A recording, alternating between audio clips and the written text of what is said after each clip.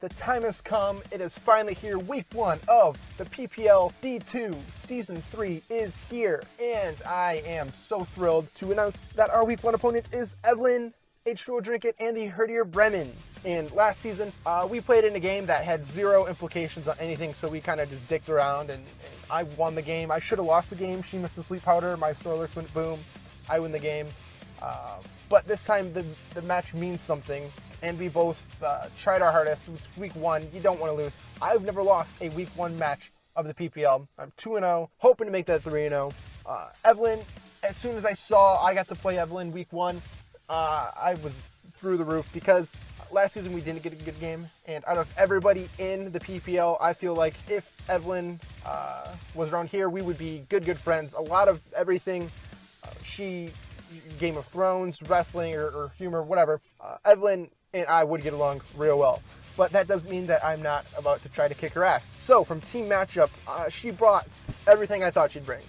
She didn't bring Melodic, which I was expecting Melodic.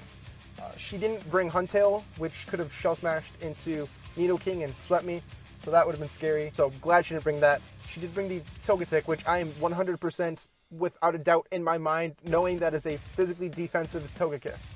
Without a doubt in my mind. Meloetta, I was a little nervous about the Pirouette form, but I was thinking that her special Meloetta did more work to my team. Tangrowth was something that I had to kill in order to make my plan go into work, and I'll tell you that in just a second. Terrakion, I thought that was her plan. I thought she brought two things, being the Meloetta to offensively check Megalopony and a Scarf Terrakion. So I was thinking game plan, that is a Scarf Terrakion. Nidoking, when I saw Nidoking and I didn't see a Shell Smash, again, happy, but I was really back and forth. Is that a Scarf Nidoking? Is that Life Orb Nidoking? But because she brought Meloetta and Terrakion, I was thinking there's no way she's bringing potentially 3 Scarfers, so that's gotta be Life Orb. And finally, she's bringing the Mega Charizard X, which I had Mega Charizard X Season 1, and that thing's a fucking truck. Don't want to let that set up. So, my game plan from the beginning, as soon as I saw it, was I need to get up rocks, and I designated Jirachi to be my rock setter. Jirachi's moves are Stealth Rock, Thunder Wave, fucking Iron Head, and Zen Headbutt. I originally had Fire Punch on there, but she didn't bring the Escavalier, so I'm glad I didn't put Fire Punch. I knew that Zen Headbutt kills a Nidoking. T-Wave for the Charizard, the Terrakion, Meloetta, whatever. Jirachi's sashed, so that was my lead, period. I have a Expert Belt, fucking Rock Polish, Donphan.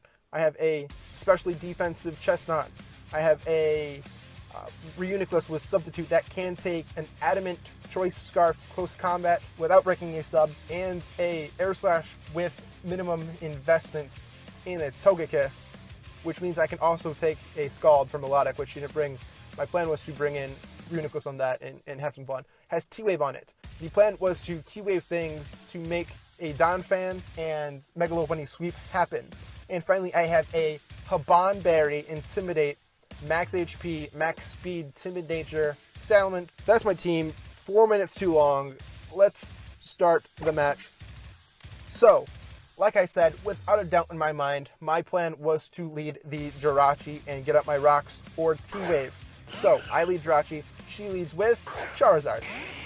So, the plan's all there. She Mega Evolves. I'm thinking either she takes me on my sash or she setups. I was hoping she set up, but instead she goes for the Fire Punch. And down to my sash I go. I decide, you know what, let's T-Wave this bitch. Again, I was jolly with max speed, so I was hoping for a speed tie winning and then full para. I went for the Stealth Rock, again, hoping she would get paralyzed, but she just kills me off with the Dragon Claw, which is awesome because in a test match I had, they ran Dragon Pulse, and Dragon Pulse does a lot more to my Salamence. So I decided, you know what, fuck it. The rocks are up. Let's go ahead and Rock Polish with my Donphan. I was thinking there's no way in hell she's staying in right there, but she does. I'm like, alright, what's gonna happen? Counter, nothing happens. I get a free kill. This is a guaranteed Adamant, Max Attack, Expert Belt, Earthquake. Get out of here, Charizard. So I trade off my Jirachi for rocks and killing her Charizard. So things are looking good. Here comes the Tangrowth. I was hoping, oh god, don't have Sleep Powder. I go for Gunk Shot. This should do over half. And look at that damage. That does way over half. She goes for Knockoff, which is, I'm thinking, hey, fuck it. That's cool. That's awesome. I weakened the Tangrowth. Everything else dies to Donphan, but she's smart. And she switches out into Kenny Omega, the sweeper, Nidoking. Right here, I was thinking in my mind, is this thing a Choice Scarf Nidoking? Gunk Shot goes off, doesn't do much at all. But I couldn't really risk anything. I go for the Earthquake, not Scarf. Bye-bye, Nidoking. Get out of here. So, Donphan picks up the first 2 kills of the season. So, Rock Polish Donphan, pretty baller. Nidoking was a huge threat, and it's gone. In comes the Tangrowth, and right here, right now, I have a great chance to kill it. Gunk Shot goes off. If I kill it, I win right here. Here we go, baby. Fuck me. Lives on fucking 2. If I kill that Tangrowth, it was a roll to kill. I win the game then and there, period. Potentially. Again, don't know fucking Scarf stuff. So I bring in my Lopunny, and I had Fire Punch on here, and I was debating, do I want to go for Fire Punch or High Jump Kick? What do I do? I go for the return in case she brought in the Togekiss. It should have been a 2-hit kill. Luckily, I get a crit. That was a roll to kill right there. So it kind of makes up for the low roll there, but whatever. First crit of the game. Here comes the stupid Togekiss, and I forced to switch out, period. I didn't have Iron Tail on Lopunny. I wanted to, but the Escavalier was there, and I couldn't. So she decides to Roost, which is awesome. She doesn't get rid of the rocks, and roosts up. This is fantastic, because if this thing doesn't have any investment and is defensive, I can take an Air Slash, and I can sub up. So, I sub up, period. Awesome. She brings in the Meloetta, which, again, I'm thinking is probably Choice Scarf. So, unless she Hyper Voices me, can't really do much. Granted, I can't really do much to Meloetta, so if it goes for Hyper Voice, I'm going to get off my T-Wave and get out. But she goes for Shadow Ball. Shadow Ball's awesome, because that means she can't go through my sub, which means after this T-Wave, I'm faster, and I can set up another sub. So, she's going to decide, does she take the chance of being full parried? Because the obvious play for my part is to just go for another sub and then get damage next turn. I sub up and praying, hey, full para. No, Shadow Ball. So that's not great. But after 2 Stealth Rock switch-ins, it goes down to a return from Mega Lopunny. So that's all I really needed. Uniclist, you did a good job. I'm thinking she's gonna have to switch out here, or else I get another free sub. So I switch into Chestnut, but she makes the play and switches out herself into Togekiss. So god damn it, why didn't I stay in and set up a sub? Then I'd be in perfect settings. I'd T-Wave this thing, and again, whatever, who cares? I'm still in perfect shape. Bring back in my Uniclist, because again, this thing really, look at this damage. I'm at 148, look at that damage. It's a roll. Turns out this thing's modest, but its max it does is like 26%. So a sub, again, is the best play for me. I decide right here, you know what, let's go for another sub. Oh, I'm sorry. You know what, let's go for a Recover. We lost a little bit of health. I'm Magic Guard and not Regenerator, because my plan was to switch in on a Melodic. Right here, I go for a sub. She goes for U-turn. Again, I was really hoping she didn't go for Hyper Voice. She doesn't. Breaks my sub. No big deal. Because I get to kind of see what she wants to go into. And she brings in the Terrakion. Big Truck the Terrakion.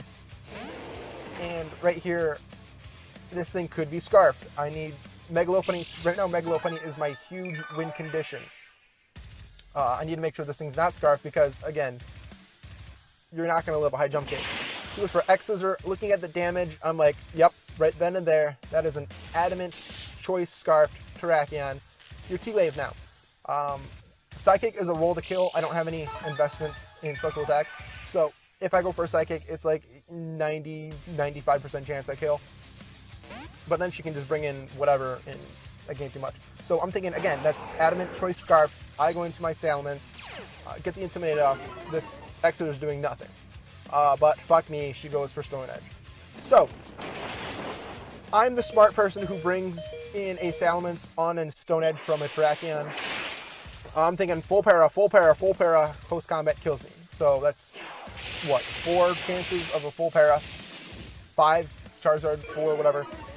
Don't get it. She goes for close combat because had I Roost, she still would have killed me, whatever. She was Jolly Expert Belt, so that sucks.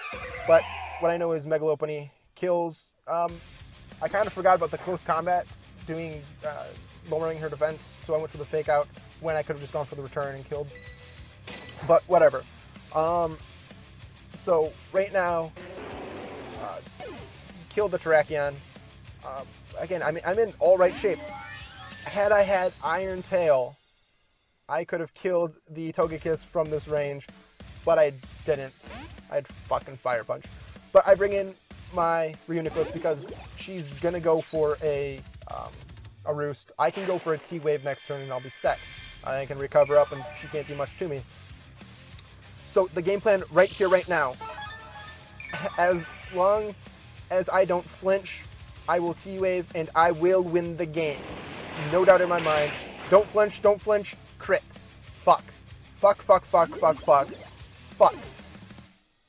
There was no roll that would have killed me other than a crit. So, I get crit, I lose the game. Granted, I was messing around with a 60% flinch chance, but she also had a 95% chance to hit, which means a 5% chance to miss.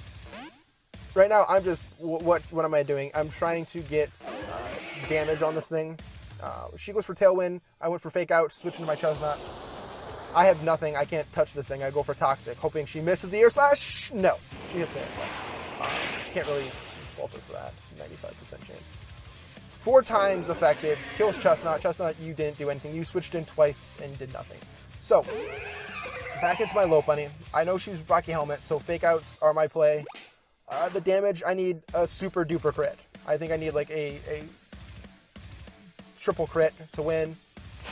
But she decides to go for Roost. She could have killed me right there, but she was playing the I don't want to miss game. So return goes off. I die now. So again, Tailwind peters out, going for return, get a crit right here, I win. Crit baby, crit! No. I don't get a crit. But she roosts. Oh, god damn, she roosts. We have another chance. We have another chance to win the game. If I crit right here, I win the game. Here we go. Ball game. No. No crit. Air Slash miss. Miss. She hits. I lose the game. I threw the game away when I didn't go for Psychic with Reuniclus. I threw the game away when I switched in my Salamence. But what can you do? The low roll on Tangrowth would have been great to have. That would have gotten a gunk shot kill. If she would have gotten full parried, that would have been super swag. But I didn't, and for the first time in PPL history, I'm starting off 0-1. Evelyn, fantastic job. Fantastic game. You did what you had to do to win the game, and it was awesome. I had a lot of fun. I wasn't even salty after the game. I just thought, you know what? She won. I lost. 0-1.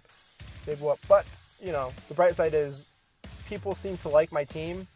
I am making changes to that team just because I felt that I needed more reliable things to bring every week. There's some things I never saw myself bringing. And hopefully, next week we do better. Kyle, we're coming from you.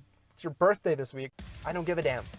You come in here waltzing in, projected as the favorite. Well, I'm going to put you in your place. I've been in D2 for 2 seasons. This is my 3rd season. I need to get out. And that starts with you. You're 1-0. I'm 0-1. Next week, 1-1. So be ready. And for everybody watching, thank you. I hope you enjoyed.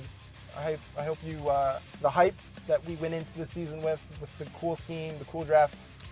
But starting off 0-1 is not the ideal. But anyway, thanks for watching. And I hope next week you get to watch the match against Kyle. And I don't disappoint. So I will see you then.